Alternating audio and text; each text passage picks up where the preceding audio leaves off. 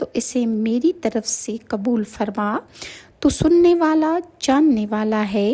جب ان کے ہاں بچہ پیدا ہو گیا اور جو کچھ ان کے ہاں پیدا ہوا تھا اللہ خوب جانتا ہے، کہنے لگیں کہ اے پروردگار، میرے ہاں تو لڑکی پیدا ہو گئی ہے، اور نظر کے لیے جو میں نے نظر مانی اس کے لیے لڑکا موزوں تھا کہ وہ لڑکی کی طرح کمزور نہیں ہوتا، اور میں نے اس کا نام مریم رکھا ہے،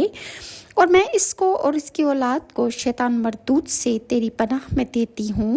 تو اللہ تعالیٰ نے اس کو پسندیدگی کے ساتھ قبول فرما لیا اور اس کی اچھی طرح پرورش فرمائی، اور حضرت مریم کو زکریا کا متکفل بنا دیا۔ زکریا بھی جب کبھی عبادت گاہ میں حضرت مریم کے پاس تشریف لے جاتے تو ان کے پاس کھانا پاتے۔ یہ کیفیت دیکھ کر ایک دن مریم سے پوچھنے لگے کہ اے مریم، یہ کھانا تمہارے پاس کہاں سے آتا ہے؟ وہ کہنے لگی کہ اللہ کے ہاں سے آتا ہے، بے شک اللہ جسے چاہتا ہے بے حساب رزق عطا فرماتا ہے۔ اللہ تعالیٰ نے ذکر فرمایا ہے کہ اس نے آدم علیہ السلام کو جب منتخب فرمایا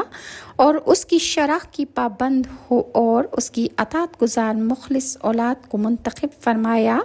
پھر خاص طور پر حضرت ابراہیم علیہ السلام کی آل اور اولاد کو منتخب کرنے کا ذکر فرمایا۔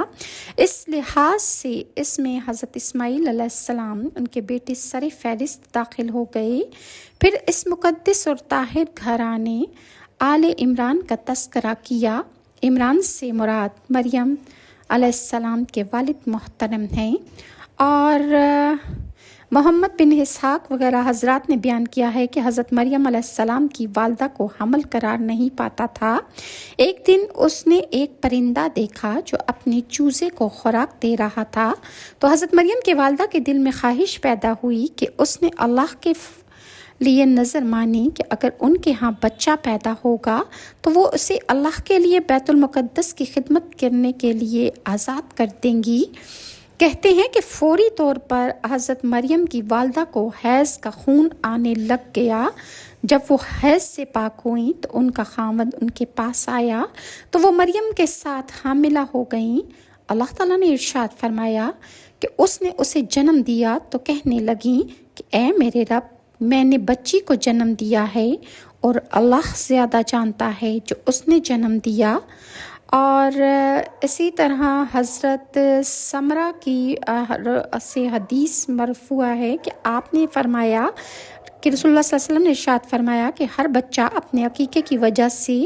گروی ہوتا ہے، لہٰذا اس کی پیدائش کے 7ویں دن اس کی طرف